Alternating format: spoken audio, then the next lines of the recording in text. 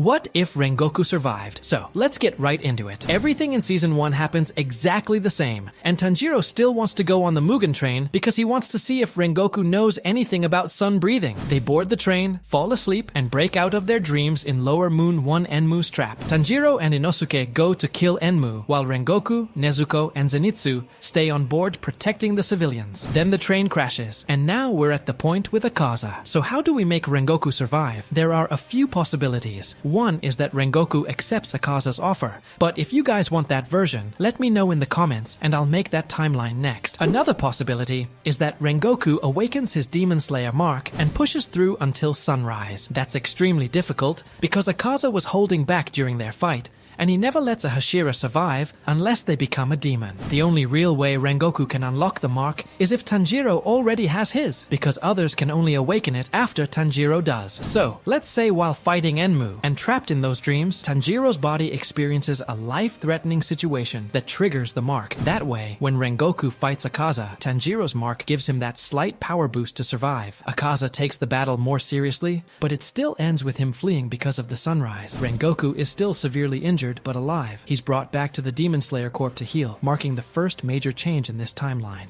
Right after Rengoku heals up, Tanjiro, Inosuke, and Zenitsu train even harder. If you guys remember in the original timeline, Rengoku said all of them would be his Tsuguko, which I think is pretty cool. So, let's get into it. They all start serious training, and this gives them more time together before Rengoku announces that plan. I think Inosuke would train with the Stone Hashira, since Rengoku is showing off his new Tsuguko to the other Hashira. Zenitsu would just train with whoever he can, but Tanjiro and Rengoku would mostly train together because their styles are somewhat similar. Of course, sun breathing is the most powerful and original breathing style in the entire series. Every other one is just an altered version of it. So Tanjiro training alongside Rengoku would make a lot of sense. Now, for the Entertainment District arc, I think Rengoku would go there with Tengen, Tanjiro, Zenitsu, and Inosuke since they were hunting a strong demon, and Rengoku and Tengen are good friends. So, two Hashira go on this mission together. Everything plays out mostly the same until Tanjiro versus Daki. Rengoku would jump in alongside Tanjiro to fight her, and with his strength, he'd slice off Daki's head easily, just like Tengen did in the original story. With both Rengoku and Tengen having their Demon Slayer marks, they'd be able to fight Gyutaro and Daki together. Tanjiro would match up well against Daki without having to go berserk or get bloody eyes since he has his mark, and Rengoku could keep up with Gyutaro alone using his flame breathing and his mark. The only issue here is the poison. Rengoku isn't immune to poison like Tengen, and even Tengen struggled with Gyutaro's poison, so that becomes a big problem. But with Tengen, Zenitsu, and Inosuke jumping in to help, they finish the fight much easier in this timeline. After the battle, Nezuko heals Rengoku, Tanjiro, Inosuke, Zenitsu, and Tengen. And this time, Tengen doesn't lose an arm, since there was another Hashira there. Tengen also unlocks his Demon Slayer mark during this fight. Next comes the Swordsmith Village arc. Tanjiro still needs a new sword, since his current one is chipped from training with sun breathing. Everything in this arc happens pretty much the same, because Rengoku doesn't have a reason to go. His sword is still in perfect condition. Then we move on to the Hashira training arc. Rengoku is a major part of this one, making sure everyone's forms and breathing techniques are correct. Fun fact, Rengoku actually trained Mitsuri in the past. She originally tried to learn flame breathing,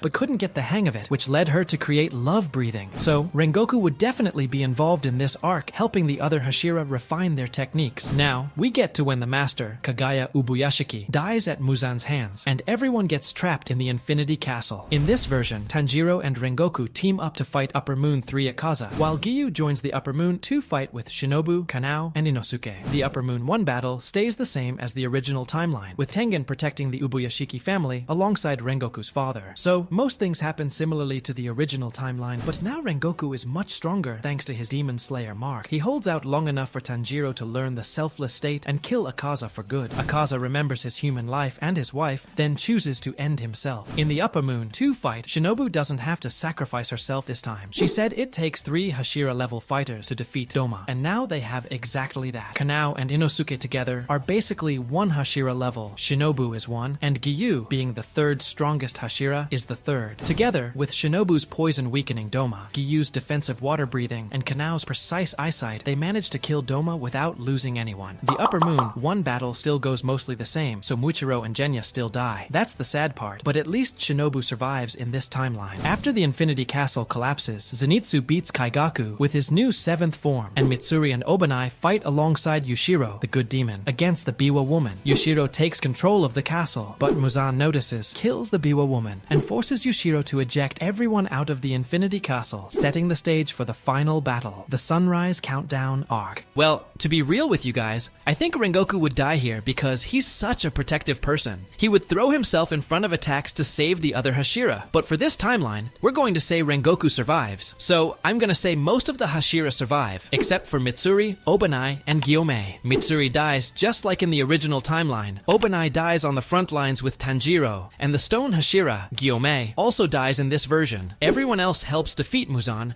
just like in the original timeline, but this time with Rengoku's help. Shinobu survives and ends up with Giyu. They get happily married. Sanemi survives. Rengoku survives. So this version actually ends with a happy ending. I hope you guys really like this timeline, and let me know any other timelines you guys want me to do next. And make sure to watch this video, because this one's a really good one.